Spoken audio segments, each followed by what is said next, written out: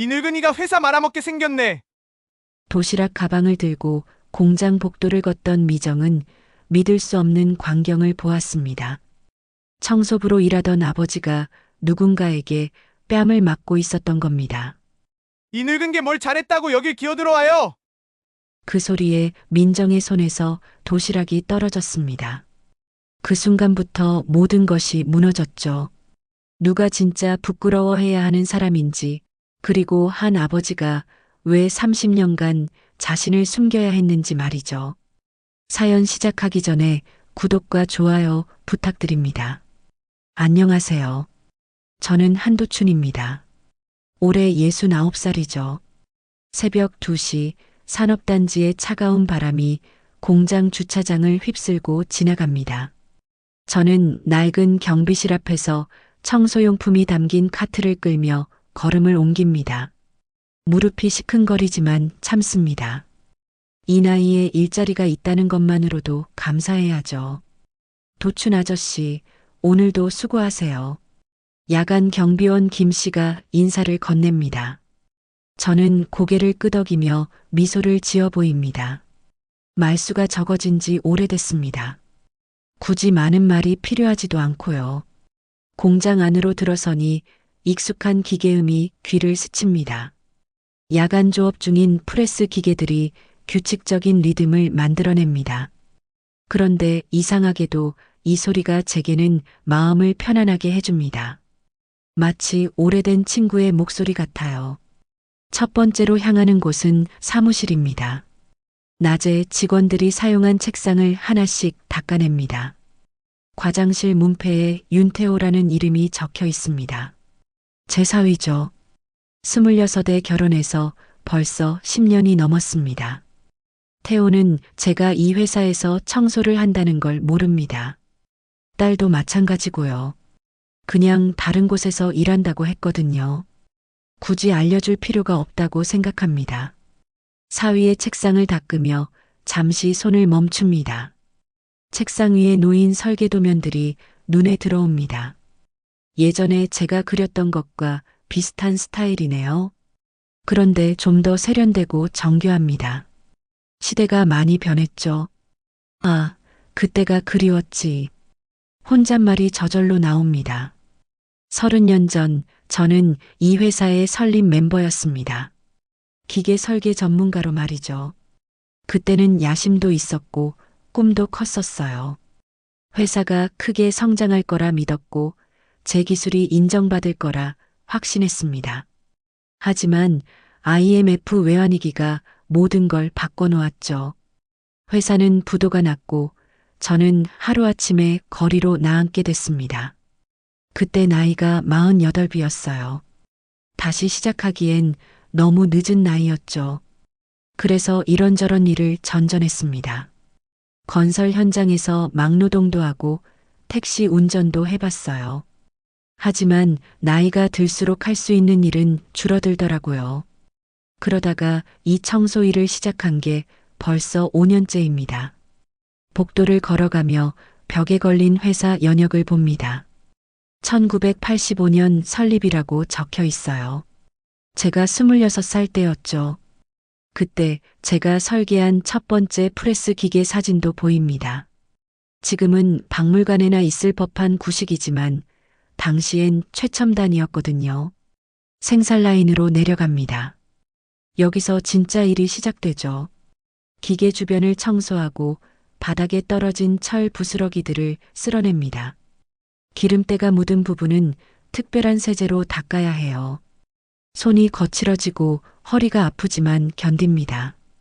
그런데 생산 라인 끝쪽에서 눈에 익은 기계 하나를 발견합니다. 오래된 프레스 기계인데 아직도 멀쩡히 돌아가고 있어요. 가까이 다가가서 자세히 봅니다. 기계 옆면에 작은 명판이 붙어 있습니다. 설계자 한도춘. 제 이름이 새겨져 있습니다. 30년이 넘게 지났는데도 이 기계는 아직 현역이네요. 가슴이 뭉클해집니다. 제가 만든 것 중에 이렇게 오래 남은 게 있다니 말이에요. 기계를 쓰다듬으며 미소를 짓습니다. 그래, 너만은 나를 기억해 주는구나. 다른 사람들은 모르겠지만 너만은 내가 누구였는지 알고 있잖아. 청소를 마치고 새벽 6시가 되니 퇴근 시간입니다. 카트를 창고에 정리하고 경비실에 들러 퇴근 도장을 찍습니다. 밖으로 나오니 동쪽 하늘이 희끗희끗 밝아오고 있어요. 집으로 가는 길 버스 정류장에서 잠시 뒤를 돌아봅니다. 공장 굴뚝에서 하얀 연기가 피어오르고 있습니다. 저 안에서 제가 설계한 기계가 아직도 묵묵히 일하고 있다고 생각하니 뿌듯하기도 하고 쓸쓸하기도 합니다. 버스에 몸을 맡기며 창밖을 봅니다. 출근하는 사람들이 하나둘 거리에 나타나기 시작해요. 그 중에는 제 사위도 있을 겁니다. 오늘도 모르는 척 지나칠 거예요. 서로에게 그게 편하니까요. 집에 도착해서 현관문을 열며 한숨을 내쉽니다. 오늘도 무사히 하루가 지났습니다. 내일도 똑같은 시간에 똑같은 일을 할 거예요. 하지만 그것만으로도 족합니다. 적어도 지금은 말이죠. 그날도 평소와 같은 새벽이었습니다. 저는 카트를 끌고 사무실 복도를 걷고 있었어요. 그런데 과장실에서 웃음소리가 들려왔습니다. 태호가 동료들과 이야기를 나누고 있는 것 같았죠. 문이 살짝 열려 있어서 소리가 새어나왔습니다. 그냥 지나가려고 했는데 제 이름이 들렸어요. 우리 장인어른 말인데요. 태호의 목소리였습니다. 저는 발걸음을 멈췄어요. 시골에서 올라와서 이것저것 해보다가 결국 여기서 청소하고 계시거든요. 낙하산으로 들어온 거죠. 다른 직원들이 웃는 소리가 들렸습니다. 제 가슴이 조여왔어요. 낙하산이라니요. 저는 이 회사에 그 누구보다 일찍 들어왔고 그 누구보다 오래 이 회사를 위해 일했었는데 말이에요. 그래도 가족이잖아요. 다른 직원이 말했습니다. 가족이라고 해서 다 똑같은 건 아니죠. 능력 있는 사람은 능력대로, 없는 사람은 없는 대로 살아야 하는 거 아닙니까? 태호의 말이 날카롭게 들렸습니다. 저는 조용히 그 자리를 떠났어요. 더 들을 수가 없었거든요. 그날 밤 집에 돌아와서도 잠이 오지 않았습니다. 태호의 말이 계속 머릿속을 맴돌았어요. 낙하산이라는 말이 특히 가슴에 박혔습니다. 제가 정말 무능력한 사람인 걸까요? 그냥 딸 덕분에 들어온 사람일 뿐인 걸까요? 며칠 뒤 딸 미정이 집에 왔습니다. 오랜만이었어요. 요즘 자주 오지 못했거든요. 아버지, 안 드세요? 미정이 반찬을 차려주며 말했습니다. 하지만 표정이 밝지 않았어요. 뭔가 고민이 있어 보였습니다. 괜찮다. 입맛이 없어서 그래. 요즘 일이 힘드세요? 미정이 조심스럽게 물었습니다. 저는 고개를 저었어요. 힘들 게 뭐가 있겠니? 청소일이 얼마나 힘들겠어. 미정이 잠시 말을 멈췄습니다. 그러더니 작은 목소리로 말했어요. 아버지, 혹시 태호가 직장에서. 미정의 목소리가 떨렸습니다. 아, 딸도 알고 있구나 싶었어요. 태호가 저를 어떻게 생각하는지 말이죠. 괜찮다. 내 남편 잘못이 아니야. 저는 미정의 어깨를 가볍게 두드렸습니다. 딸이 눈물을 참는 게 보였어요. 마음이 아팠지만 어쩔 수 없었습니다. 사위와 딸 사이에서 문제를 만들고 싶지 않았거든요. 아버지 미안해요. 제가 태호한테 말을 해볼게요. 아니다. 그럴 필요 없어. 괜찮다고 했잖니. 저는 딸을 말렸습니다. 부부 사이에 시어른 문제로 갈등이 생기면 더 복잡해질 테니까요. 미정이 돌아간 뒤에도 마음이 무거웠습니다. 딸이 중간에서 얼마나 힘들까 싶었어요. 남편과 아버지 사이에서 눈치를 보며 살아야 하니까요. 다음 날 새벽 저는 더 일찍 회사에 나갔습니다. 아무도 없을 때 조용히 일하고 싶었거든요. 그런데 인사팀 사무실을 지나다가 책상 위에 놓인 서류가 눈에 들어왔어요. 직원 명단이었습니다. 궁금해서 가까이 다가가서 봤습니다. 정직원, 계약직, 파견직으로 나뉘어 있었어요. 맨 아래쪽에 제 이름이 있었습니다. 한도춘 마이너스 청소 하청 근로자. 그게 전부였어요. 제가 누구였는지, 어떤 일을 했었는지에 대한 기록은 아무것도 없었습니다. 그냥 청소하는 사람, 그것만 남아 있었어요. 서류를 보며 허탈한 웃음이 나왔습니다. 30년 전 이 회사를 세울 때 제가 얼마나 열정적이었는지 아무도 모르겠네요. 제가 설계한 기계들이 지금도 돌아가고 있다는 것도 말이에요. 그날 밤 생산 라인을 청소하다가 다시 제가 설계한 기계 앞에 섰습니다. 기계는 여전히 규칙적으로 움직이고 있었어요. 변함없이 자기 일을 하고 있는 모습이 대견하기도 하고 부럽기도 했습니다. 너는 참 훌륭해. 기계에게 말을 걸었습니다. 바보 같은 일이지만 그렇게 하고 싶었어요. 사람들은 내가 누가 만들었는지 모르지만 너는 묵묵히 일하고 있잖아. 그게 진짜 대단한 거야. 기계 소리가 답하는 것 같았습니다. 그래, 인정받지 못해도 괜찮아. 내가 한 일은 남아있으니까. 하지만 마음 한구석은 여전히 씁쓸했습니다. 태호의 말이 자꾸 떠올랐거든요. 낙하산이라는 그 말이요. 정말 저는 그냥 딸 덕분에 들어온 사람일 뿐인 걸까요? 집으로 돌아가는 길에 편의점에 들렀습니다. 우유 한 팩을 사려고 했어요. 그런데 계산대에서 젊은 아르바이트생이 저를 보며 말했습니다. 할아버지, 카드 되세요? 할아버지라는 말에 가슴이 찔렸습니다.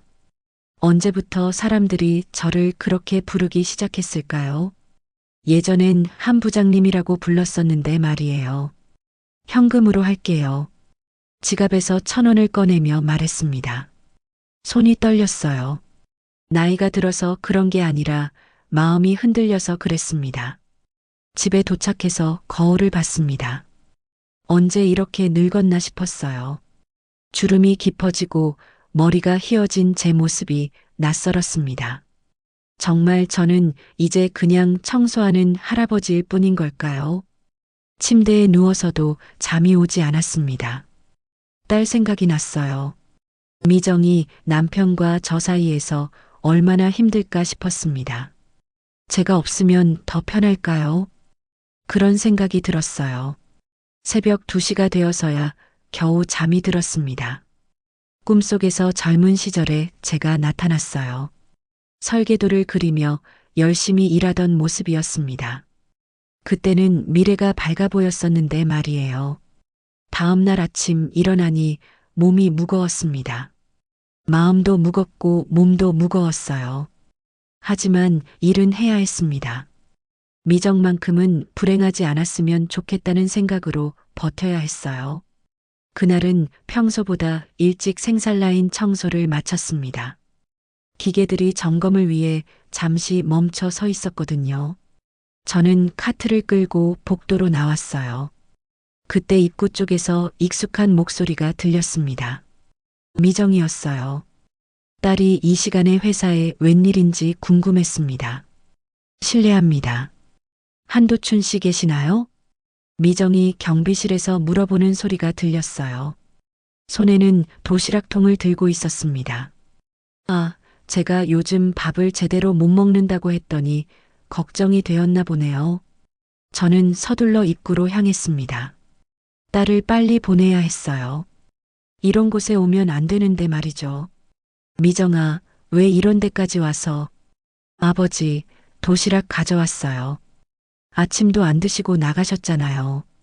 미정이 환하게 웃으며 도시락을 내밀었습니다. 따뜻한 김이 올라오는 게 보였어요. 새벽에 일찍 일어나서 만들었을 겁니다. 그런데 그때 복도 저편에서 여러 사람의 목소리가 들려왔어요. 현장 점검을 나온 임원들이었습니다. 그리고 그 중에 태호도 있었어요. 이쪽 라인 가동률이 어떻게 되죠? 태호의 상사인 부장이 물었습니다. 태호가 자료를 보며 설명하고 있었어요. 그런데 시선이 이쪽으로 향했습니다. 미정아, 빨리 가자. 저는 딸의 팔을 잡아 끌었습니다. 하지만 이미 늦었어요. 태호가 저희를 봤거든요. 태호의 얼굴이 굳어졌습니다. 그리고는 빠른 걸음으로 이쪽으로 왔어요. 뒤에서 부장도 따라왔습니다. 미정 씨, 여기서 뭐 하는 거예요?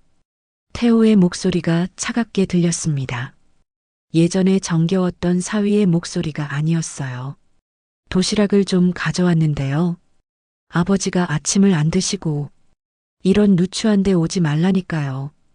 회사 이미지가 있잖아요. 태호가 날카롭게 말했습니다. 미정의 얼굴이 창백해졌어요. 저도 가슴이 뜨끔했습니다. 누추한 곳이라니요. 부장이 호기심 어린 표정으로 다가왔습니다. 윤 과장, 저분이 따님이세요? 순간 태호의 얼굴이 더욱 굳어졌어요. 저는 불안한 마음이 들었습니다. 설마 태호가... 아닙니다. 청소부랑은 아무 관계 없습니다. 태호의 말이 칼날처럼 날아왔습니다.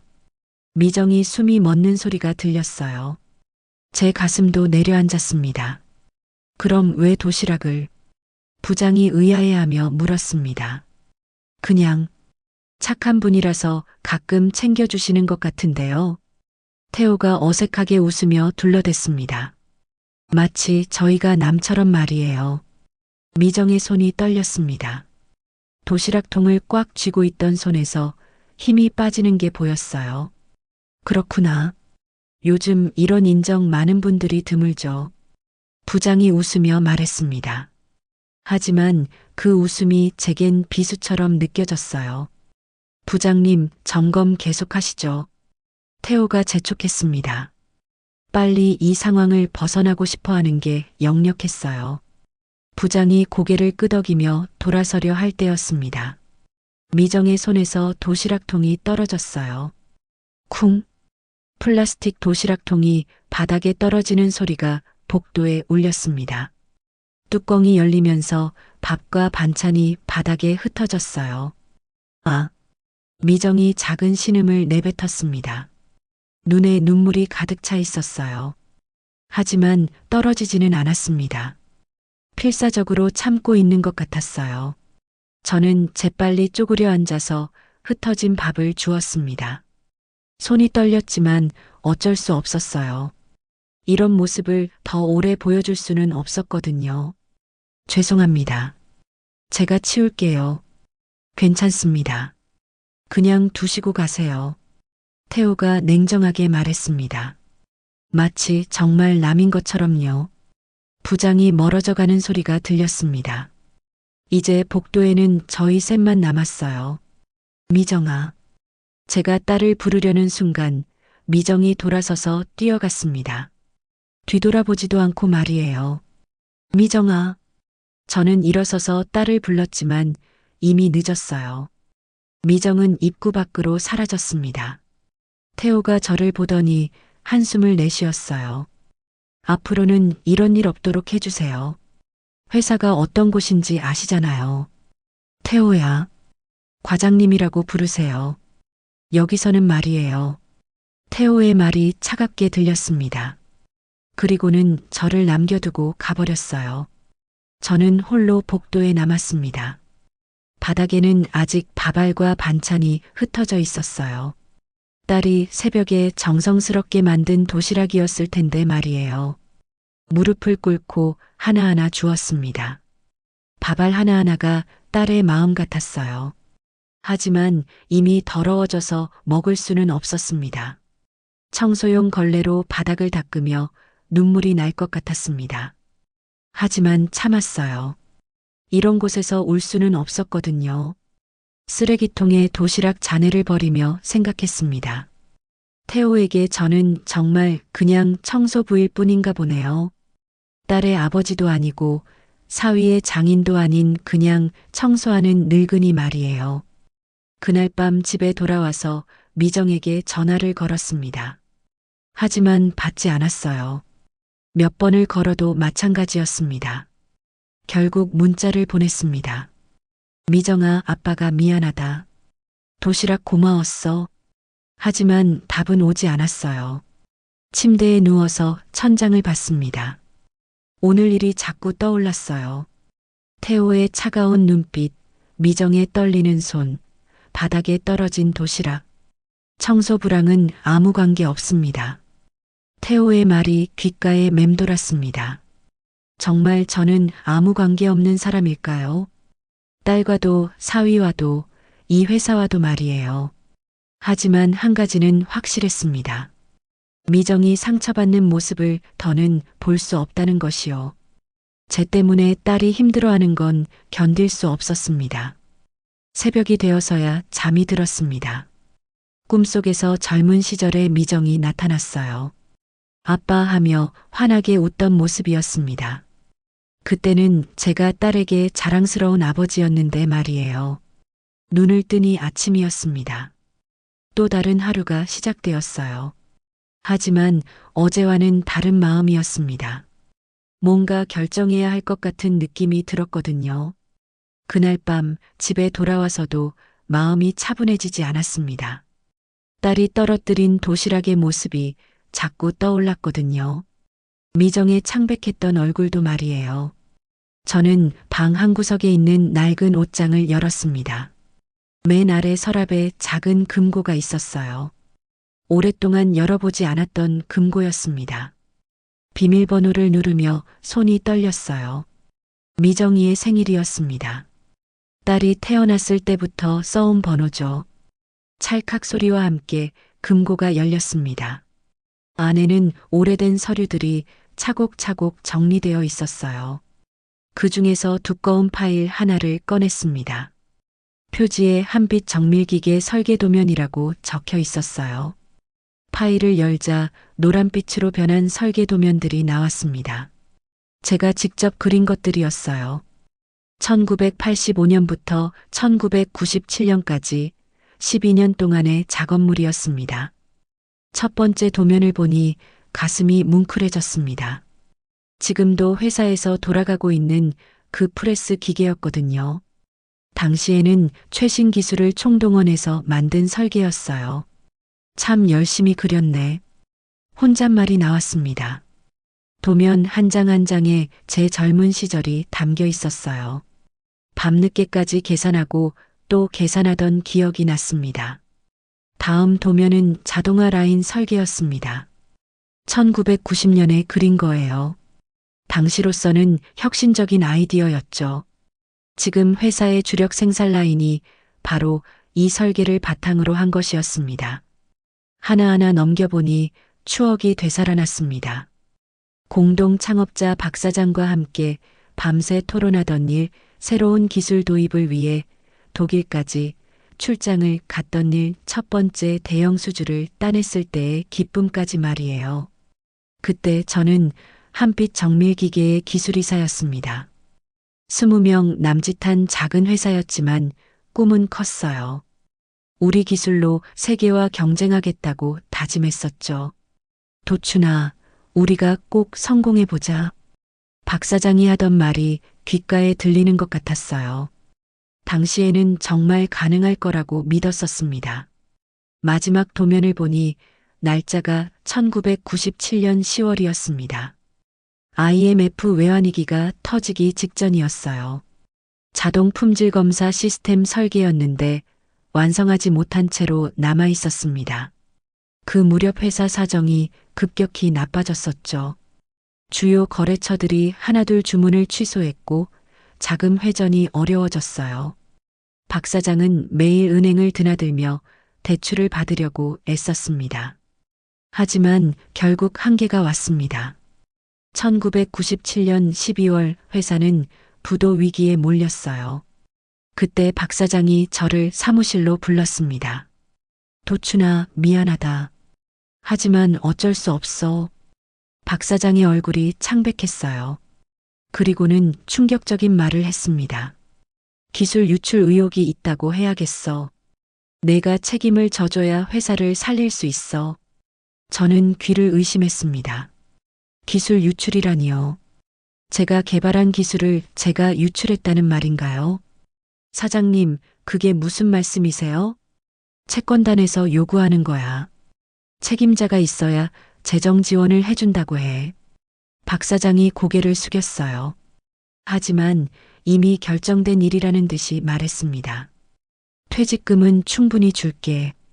그리고 나중에 회사가 정상화되면 다시 모시겠어. 하지만 그 약속은 지켜지지 않았습니다.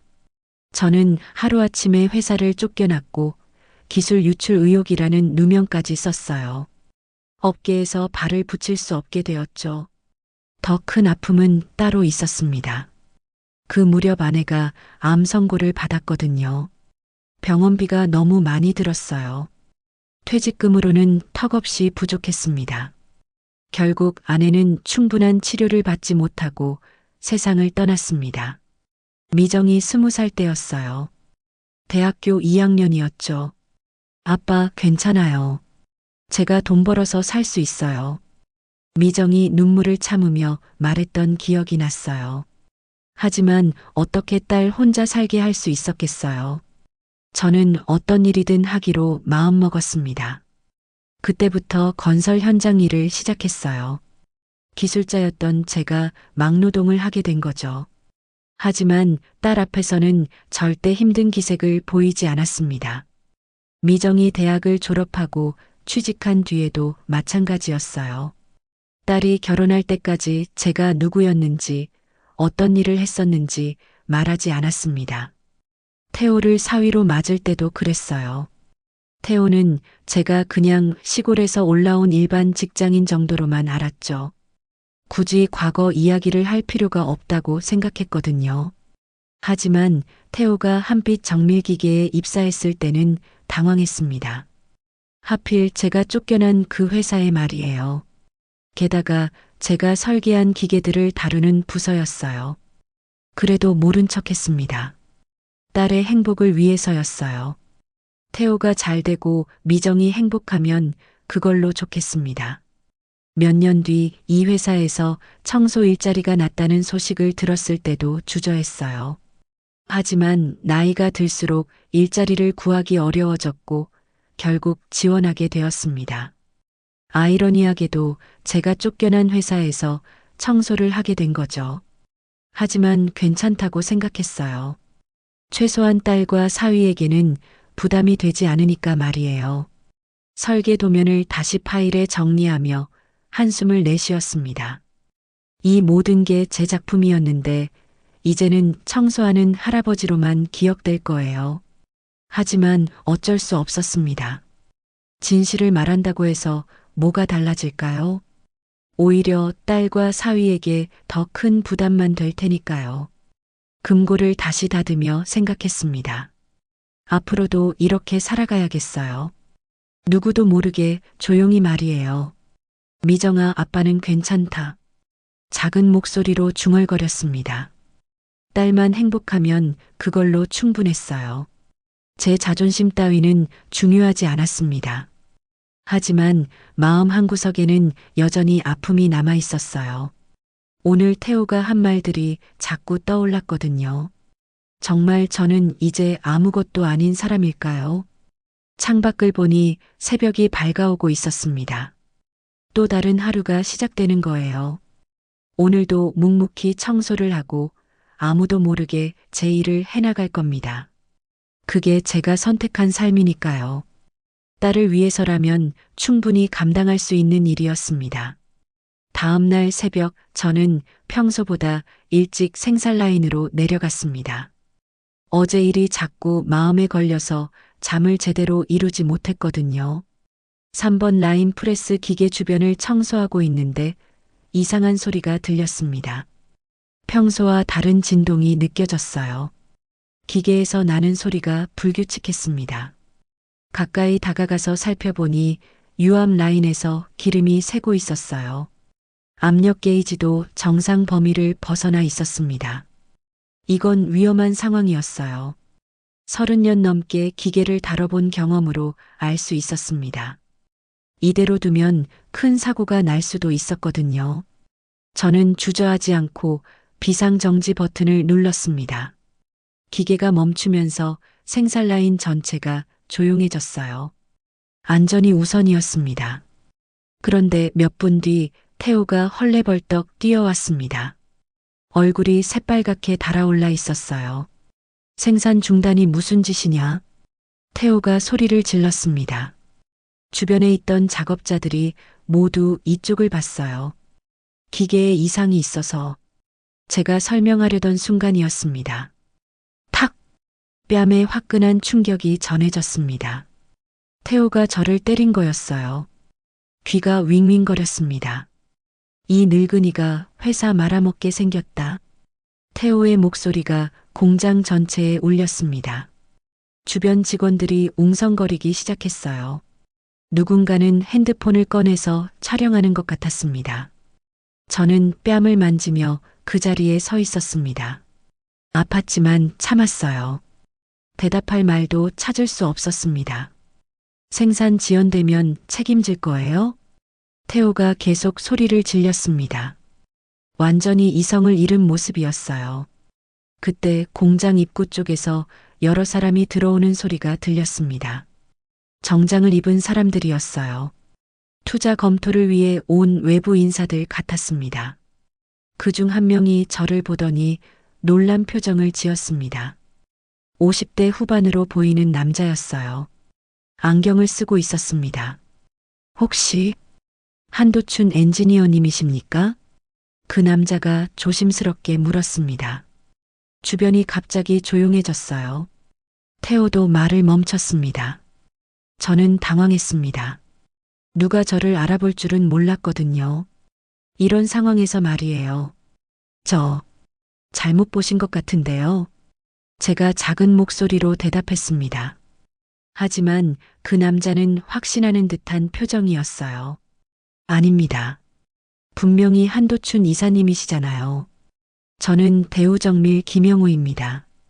1995년에 기술협력건으로 뵌 적이 있어요. 김영우라는 이름이 기억났습니다. 당시 대우정밀과 공동개발 프로젝트를 진행할 때 만났던 젊은 엔지니어였어요. 지금은 많이 나이가 들었지만 여전히 알아볼 수 있었습니다. 태호가 어리둥절한 표정으로 저와 김영우를 번갈아 봤습니다. 다른 직원들도 마찬가지였어요. 무슨 일인지 모르겠다는 듯이 말이에요. 이사님이라니. 무슨 말씀이세요? 태호가 떨리는 목소리로 물었습니다. 김영우가 놀란 표정으로 대답했어요. 한도춘 이사님은 한빛 정밀기계의 창립 멤버이자 최고 기술 책임자셨는데요. 업계에서는 천재 엔지니어로 유명하셨어요. 그 순간 공장 안이 완전히 조용해졌습니다. 기계 소리만 웅웅거릴 뿐이었어요. 태호의 얼굴이 하얗게 변했습니다. 방금 전까지 소리를 지르던 사람이 맞나 싶을 정도였어요. 저는 고개를 숙였습니다. 더 이상 숨길 수 없는 상황이 되어버렸어요. 이렇게 될 줄은 몰랐습니다.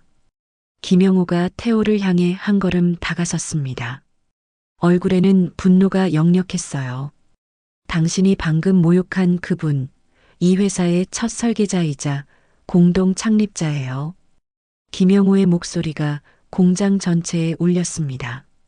주변에 있던 모든 사람이 숨을 죽였어요. 태호가 입을 벌린 채 저를 쳐다봤습니다. 믿을 수 없다는 표정이었어요. 다른 직원들도 마찬가지였습니다. 그럴 리가. 청소부인데요. 태호가 떨리는 목소리로 말했습니다. 김영우가 냉소적으로 웃었어요. 청소부라고요? 한도춘 이사님은 이 업계에서 전설 같은 분이에요. 지금 이 공장에서 돌아가고 있는 기계 대부분이 이사님 설계 작품입니다. 김영우가 주변을 둘러보며 말했습니다. 저기 3번 라인 프레스, 5번 라인 자동화 시스템, 심지어 품질 검사 장비까지 모두 이사님 손에서 나온 거예요. 직원들이 웅성거리기 시작했습니다. 믿기 어렵다는 듯이 저를 쳐다봤어요. 김영우가 계속 말했습니다.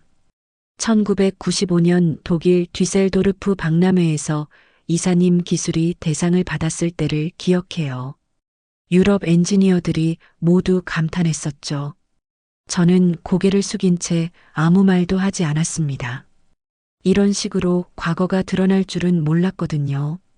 태호가 창백한 얼굴로 저에게 다가왔습니다. 장인어른, 정말 그런 분이셨나요? 태호의 목소리가 떨렸어요. 방금 전까지 저를 때렸던 손이 부들부들 떨리고 있었습니다. 김영우가 태도를 돌변시켰어요. 차갑고 날카로운 표정이 되었습니다. 그런데 윤 과장, 방금 뭘 한 거죠? 회사 창립자를 때리다니. 태호가 말을 잇지 못했습니다. 얼굴이 새하얗게 변했어요. 김영우가 함께 온 투자진을 돌아보며 말했습니다. 여러분, 보셨죠? 이 회사의 직원이 창립자에게 폭력을 휘두르는 모습을. CCTV에도 다 기록되어 있을 겁니다. 투자진 중 한 명이 고개를 끄덕였어요. 충격적이네요. 이런 회사와는 거래할 수 없겠어요. 그때 공장장이 헐레벌떡 뛰어왔습니다. 상황을 파악하고는 당황한 표정을 지었어요. 무슨 일입니까? 김영우가 공장장을 보며 말했습니다. 공장장님, 혹시 이분이 누구신지 아세요? 공장장이 저를 보더니 고개를 저었어요.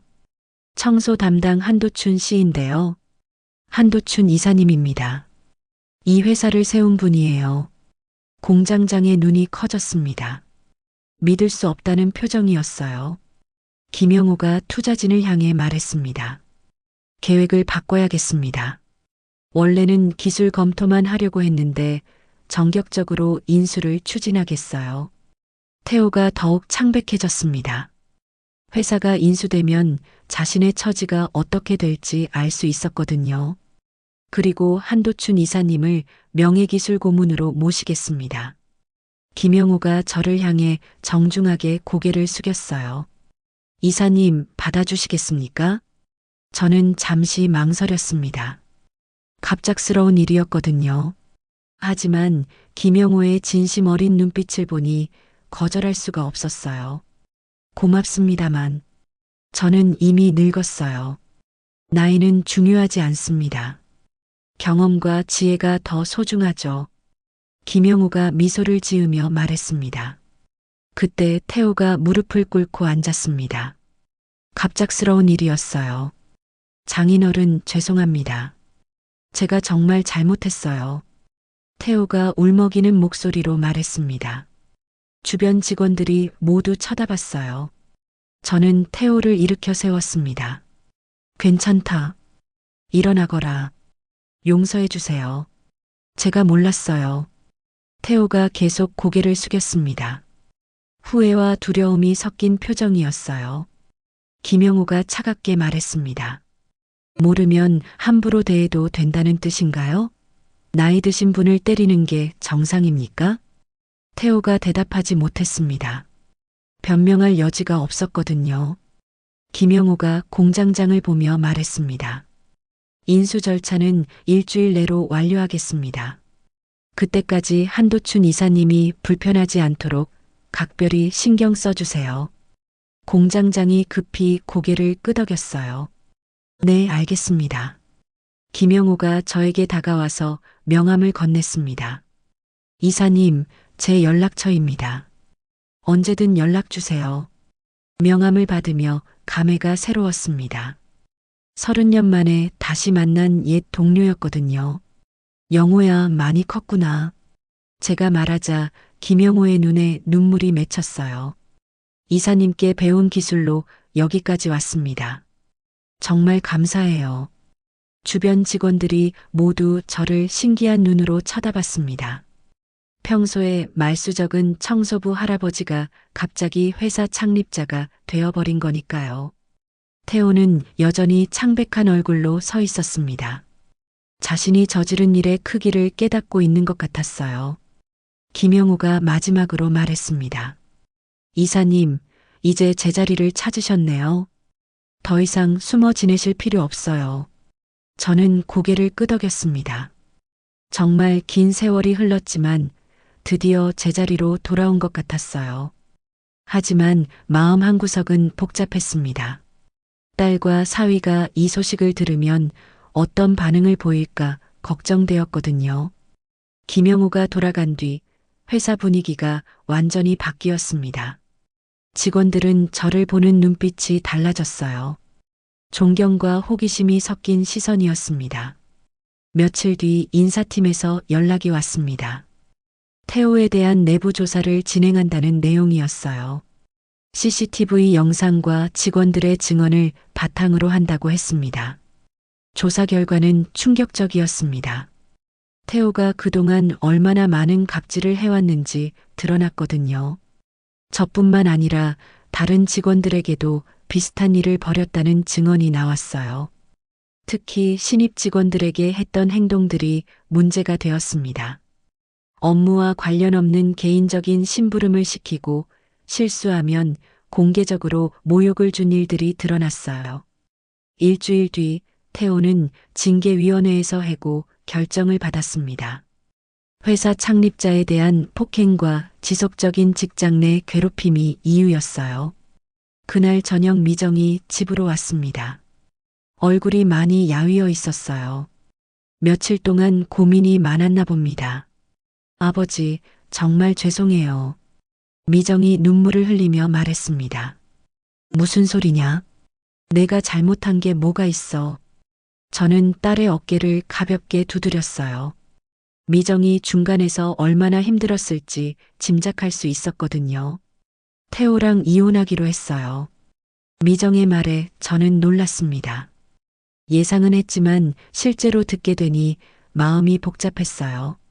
정말 그래도 되겠니? 네. 더 이상은 함께 살 수 없어요. 아버지께 그런 짓을 하다니.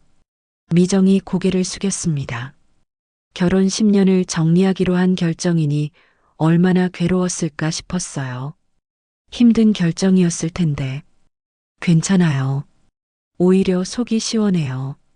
미정이 씁쓸하게 웃었습니다. 하지만 눈가는 여전히 촉촉했어요. 며칠 뒤 태호가 짐을 가지러 왔습니다. 초라한 모습이었어요. 예전의 거만한 태도는 온데간데 없었습니다. 장인어른, 태호가 조심스럽게 말을 걸었어요. 저는 묵묵히 그를 바라봤습니다. 정말 죄송합니다. 변명할 여지가 없어요. 태호가 깊게 고개를 숙였습니다. 진심으로 후회하는 것 같았어요. 태호야, 제가 조용히 말했습니다. 인간의 성공은 직함이 아니라 마음에 있는 거야. 그걸 잊고 살았구나. 태호가 고개를 들었어요. 눈에 눈물이 맺혀 있었습니다. 늦었지만 깨달았어요. 제가 얼마나 잘못 살았는지. 앞으로라도 바르게 살아라. 미정이도 용서할 날이 올 거야. 태호가 다시 한번 깊게 절을 했어요. 그리고는 조용히 집을 나갔습니다. 미정이 문 뒤에서 그 모습을 지켜봤습니다. 눈물을 참고 있는 게 보였어요. 아무리 미워도 10년을 함께 산 사람이니까 마음이 복잡했을 겁니다. 한 달 뒤 저는 정식으로 명예기술 고문으로 임명되었습니다. 김영우가 직접 와서 임명장을 전달했어요. 이사님, 다시 모시게 되어 영광입니다. 김영우가 정중하게 인사했습니다. 그 모습이 30년 전 신입사원 시절과 겹쳐 보였어요. 고맙다.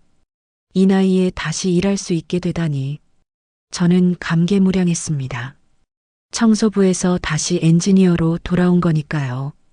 회사에서는 제 이름을 회사 연역에 정식으로 복원했습니다. 창립 멤버이자 초대 기술이사로 기록되었어요. 오랫동안 지워져 있던 제 이름이 다시 빛을 보게 된 겁니다. 새로운 사무실도 배정받았습니다. 창가 자리에 있는 넓은 공간이었어요. 책상 위에는 제가 설계한 기계들의 사진이 놓여 있었습니다. 첫 출근 날 많은 직원들이 인사를 하러 왔어요. 예전에 청소하는 할아버지로만 알았던 분들이었습니다. 고문님, 앞으로 잘 부탁드립니다. 젊은 엔지니어들이 정중하게 인사했어요. 그들의 열정적인 모습에서 젊은 시절의 제 모습이 보였습니다. 김영우가 새로운 프로젝트를 맡겼습니다. 차세대 자동화 시스템 개발이었어요. 제가 30년 전에 구상했던 아이디어를 실현하는 프로젝트였습니다. 이사님의 설계 철학을 바탕으로 하겠습니다. 프로젝트 팀장이 말했어요. 제 오래된 설계 도면들을 꼼꼼히 연구하고 있었습니다. 저는 젊은 엔지니어들과 함께 회의실에서 토론했습니다. 그들의 새로운 아이디어와 제 경험이 만나니 놀라운 시너지가 났어요. 고문님, 이 부분은 어떻게 생각하세요? 그때는 기술적 한계가 있었지만 지금은 가능할 것 같은데. 활발한 토론이 이어졌습니다.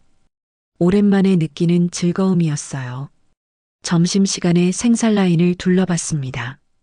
제가 설계한 기계들이 여전히 열심히 돌아가고 있었어요. 이제는 자랑스럽게 바라볼 수 있었습니다. 작업자들이 인사를 건넸습니다.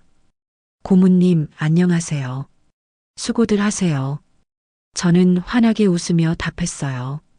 같은 공간이지만 예전과는 완전히 다른 기분이었습니다. 저녁에 집으로 돌아가는 길 미정이 전화를 걸어왔습니다. 아버지, 오늘 첫 출근 어떠셨어요? 좋았다. 오랜만에 즐거웠어. 다행이에요. 아버지가 행복해 하시니까 저도 기뻐요. 미정의 목소리가 밝아진 게 느껴졌어요. 딸도 이제 새로운 시작을 하고 있었습니다. 미정아, 고생 많았다. 이제 우리 모두 새로 시작하자. 네, 아버지. 사랑해요. 전화를 끊고 하늘을 올려다봤습니다. 별들이 반짝이고 있었어요. 마치 새로운 희망을 상징하는 것 같았습니다. 오랜 침묵과 굴욕의 세월이 끝났습니다. 이제 다시 제 이름으로, 제 실력으로 당당하게 살아갈 수 있게 되었어요. 늦었지만 진실이 밝혀졌고 정의가 실현되었습니다. 그것만으로도 충분히 가치 있는 일이었어요. 1년이 흘렀습니다. 저는 이제 완전히 다른 사람이 되어 있었어요. 회사에서 제안한 기술 장학재단 설립을 맡게 되었습니다. 젊은 엔지니어들을 위한 교육 프로그램이었어요. 제가 직접 강의도 하고 멘토링도 했습니다. 고문님, 이 설계에서 가장 중요한 건 뭔가요? 20대 초반의 신입 엔지니어가 물었습니다. 열정적인 눈빛이 인상적이었어요. 기술보다는 사람을 먼저 생각하는 거야. 기계는 결국 사람을 위한 거니까. 제가 답하자 그는 고개를 끄덕였어요. 마치 젊은 시절의 제 모습을 보는 것 같았습니다. 재단 사무실에는 장학생들이 늘 북적였어요. 공부하느라 바쁜 학생들, 취업 준비하는 청년들이 자유롭게 드나들었습니다. 그들의 웃음소리를 들으면 마음이 따뜻해졌어요. 미정도 새로운 도전을 시작했습니다. 환경기술 스타트업을 창업한 거예요. 폐자원을 재활용하는 기술을 개발하고 있었습니다. 아버지, 제가 설계한 건 어떠세요? 미정이 도면을 보여주며 물었어요. 폐플라스틱을 재가공하는 장비 설계였습니다. 훌륭하다. 아빠보다 나은데? 제가 웃으며 말하자 미정도 환하게 웃었어요. 이혼 후 처음 보는 진짜 미소였습니다. 미정의 회사는 빠르게 성장했어요. 환경 문제에 관심이 높아지면서 주문이 늘어났습니다. 딸이 자신만의 길을 찾아가는 모습이 자랑스러웠어요. 한편 태호는 여전히 어려움을 겪고 있었습니다. 구직 활동을 해도 번번이 거절당했어요. 폭행 사건이 업계에 알려져서 어느 회사도 받아주지 않았거든요. 가끔 미정에게 연락을 하기도 했지만 답은 없었어요. 자신이 저지른 일의 무게를 이제야 깨닫고 있는 것 같았습니다. 저는 그런 태호가 안타까웠지만 어쩔 수 없었어요. 자신이 선택한 길의 결과니까요. 어느 저녁 공장 앞 벤치에 앉아 노을을 바라봤습니다. 하늘이 주황빛으로 물들어 있었어요. 하루를 마무리하는 고요한 시간이었습니다. 지난 일들이 주마등처럼 스쳐 지나갔어요. 청소부로 지냈던 굴욕적인 시간들, 태호의 모욕, 딸의 눈물, 그리고 극적인 반전까지 말이에요. 이제 와서 생각해보니 그 모든 것이 필요한 과정이었나 봅니다. 겸손을 배우고 진정한 가치가 무엇인지 깨닫게 해준 시간들이었어요. 미정이 벤치로 다가왔습니다.